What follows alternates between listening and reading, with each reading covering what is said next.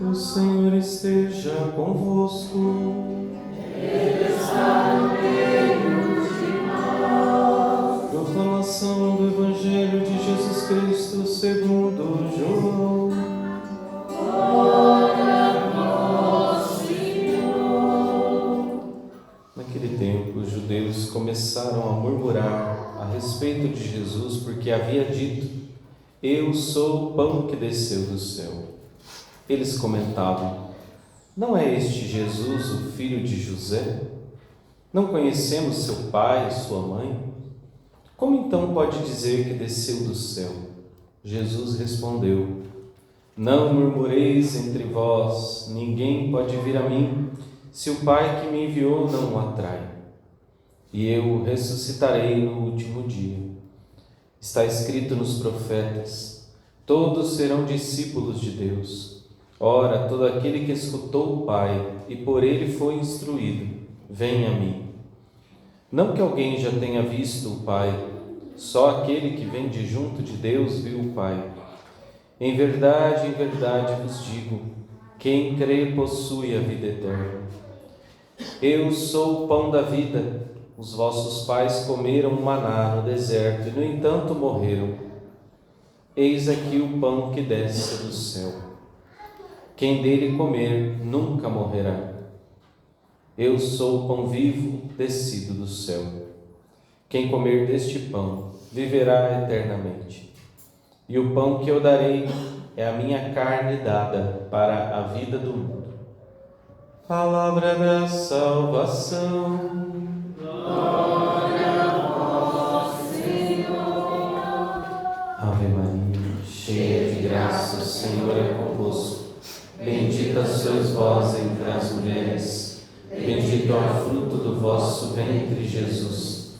Santa Maria, Mãe de Deus, rogai por nós, pecadores, agora e na hora de nossa morte. Amém. Podem se sentar, por favor, irmãos.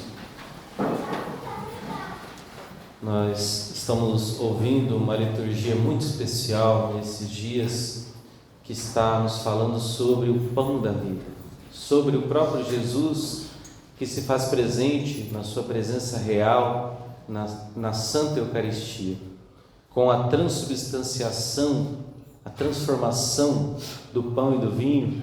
Nós temos entre nós o corpo e o sangue, alma e divindade de nosso Senhor, que está presente em todos os sacrários, inclusive aqui na nossa igreja, na nossa capela, em todas as paróquias onde há o sacrário, ali há a presença real de Jesus.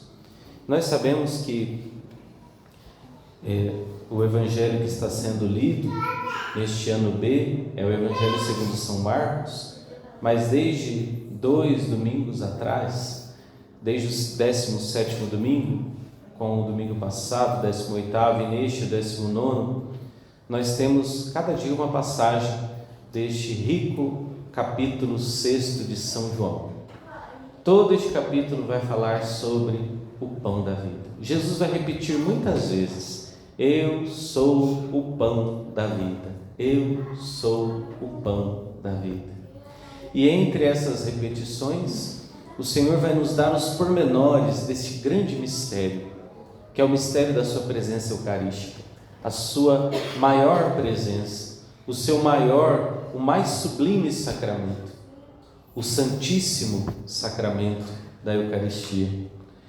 E nós vimos que no começo do capítulo, Jesus vai mostrar então a multiplicação dos pães, depois aquela multidão vai atrás de Jesus, como no domingo passado, eles comem o pão, é claro, um pão material, e eles não conseguiram ver naquela multiplicação dos pães um sinal que era um significado do que era aquele pão, que era o próprio Jesus que se daria em alimento e em sacrifício. E eles pediram mais pão e ficaram escandalizados. E agora, hoje, no versículo 41, eles começam a murmurar contra Jesus. Porque Jesus disse que Ele é o pão que desceu do céu. Ele é o verdadeiro pão de Deus, o pão dos anjos, como nós cantamos no Corpus Christi. E nós vimos no domingo passado, a primeira leitura falava de Moisés que envia o maná para o povo, era um pão que caía do céu. E hoje nós temos aqui outra figura importante do Antigo Testamento que testemunha a respeito de Jesus, Elias, o grande profeta Elias. Ele está cansado. Elias para debaixo de uma árvore decepcionado, porque Elias está a pregar, está a tentar converter o povo e o povo não se converte. E o povo continua adorando as bestas, continua adorando os demônios, os Baals.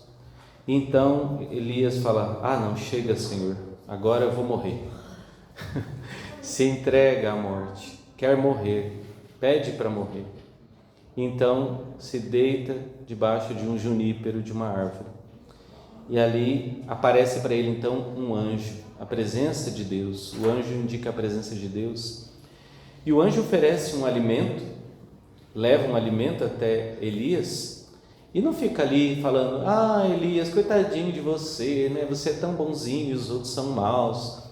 Elias, toma essa pílula aqui para você ficar um pouquinho melhor, Elias. Olha, fique aí, descanse um pouco, né? Faça uma terapia. Mas o anjo, ao contrário, vai dizer: levanta-te e come. Tens um longo caminho a percorrer. Você tem muita vida ainda pela frente, rapaz. Pare de ficar se lamentando. Nós vivemos no mundo das lamentações. Vivemos no mundo das murmurações. Todo mundo tem uma coisinha para se lamentar, para reclamar. Uma dificuldade para dizer. Mas Deus não quer que nós paremos no meio do caminho. Deus não quer que nós desistamos da vida. Porque se nós desistirmos no meio do caminho, então, de que valeu a nossa vida?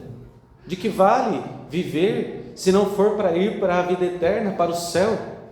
Para que andar neste mundo se não for para ir para o céu? E Elias pega e come e caminha. Caminha 40 dias e 40 noites, só com aquele alimento que o anjo deu. Talvez a gente pudesse pensar que é um alimento muito substancioso, né? Mas não era nem um caldo de mocotó que ele tinha tomado. O anjo deu para ele pão e água. Coincidentemente, o alimento que nós comemos quando estamos no jejum mais rigoroso. Quando estamos no jejum mais rigoroso, a gente come o quê? Pão e água. E com esse alimento rigoroso, com este alimento que não é um alimento carnal, mas é só para enganar o estômago, para enganar a própria carne, porque o alimento que nos sustenta é o alimento espiritual, e o alimento que nos leva para a frente é aquele que vem de Deus. Deus, a espiritualidade, o céu, nosso objetivo da nossa vida eterna é quem nos impulsiona a ir adiante, como Elias foi. E Elias, na verdade, é somente uma figura do que Jesus seria. E Jesus vai dizer então que o Pai vai dar um pão dos anjos, não como aquele pão que o Elias comeu e que sustentou a sua viagem até o Horebe, mas o pão que Jesus vai dar, que o Pai vai dar, é o próprio Jesus. Eu sou o pão da vida, diz ele. Eu sou o pão dos céus. Eu sou o pão que desceu dos céus.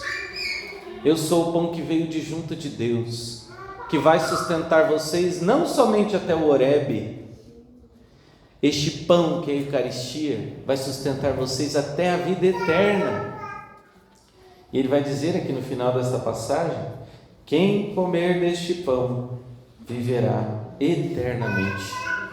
Viver eternamente é diferente de viver para sempre, porque para sempre nós já vamos viver.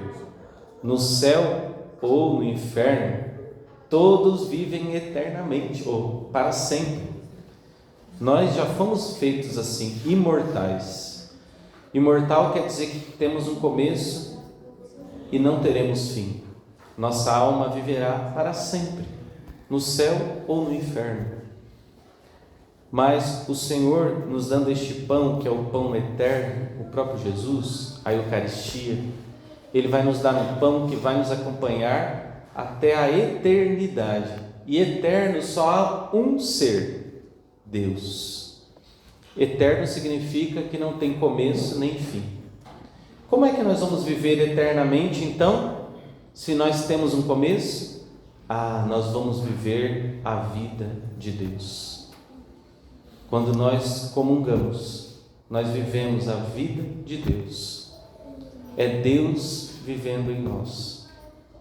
Certa vez, eu era ainda jovem, fui à missa e o Senhor me deu uma graça muito grande. E aí, naquela ocasião, a gente recebia a comunhão na mão, mas olhando para minha mão, eu pude ver uma grande graça.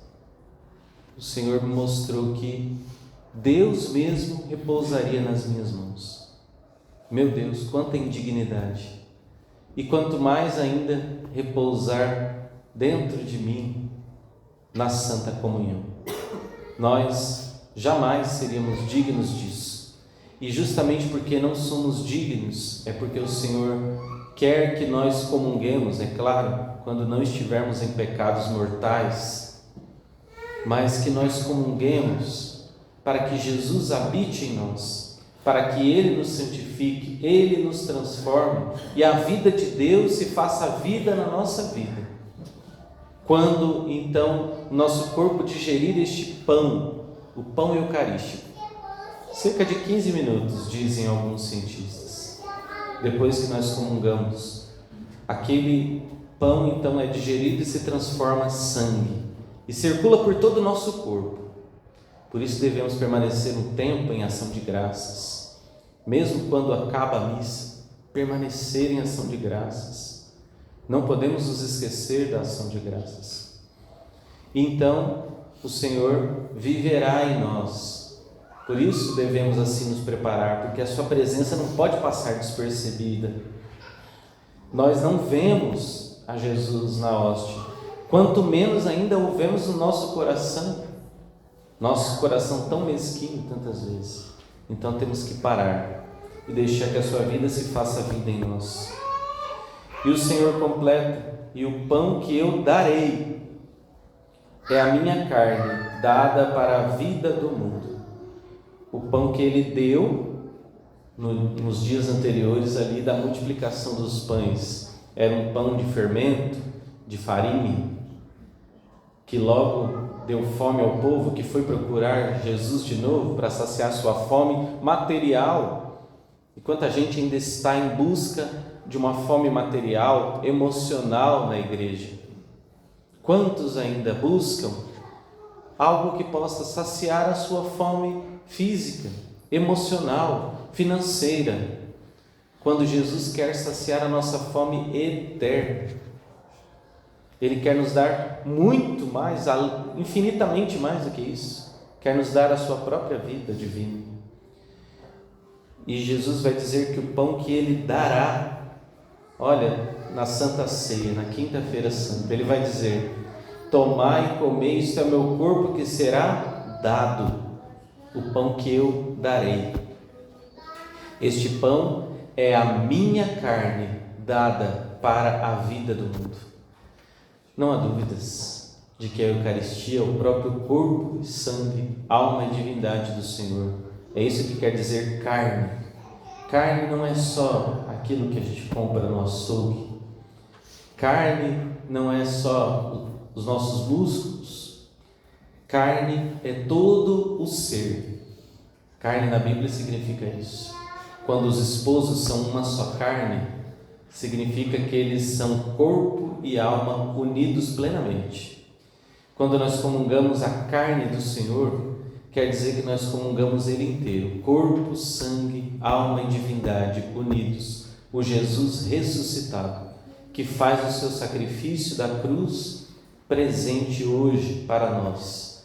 E não somente o Cristo crucificado, mas o crucificado glorificado, o Cristo do céu, vem até o nosso altar, através de uma ordem do sacerdote. Nós estamos comemorando no mundo civil o Dia dos Pais. É uma data civil, mas É claro que a liturgia ainda até tem uma oração, a oração inicial da missa é muito relativa a isso, né? A oração inicial da missa vai dizer: dai-nos cada vez mais um coração de filhos, para que nós possamos ser dignos de chamá-lo de Pai e sermos herdeiros da vida eterna. Porque Deus é nosso Pai, então é por isso que nós podemos chamar o nosso pai biológico ou nosso pai adotivo de Pai. Os homens só são dignos de serem chamados Pai porque Deus é Pai. Porque se nós nos parecermos com Ele, então poderemos ser chamados Pai. E a primeira função do Pai é o sustento da família. Sustentar a família materialmente e espiritualmente. O pai precisa ensinar a sua família. Ele precisa mostrar para a sua família quem é Deus, quais são os valores eternos. Este é o nosso papel. Nosso mundo está todo invertido, né?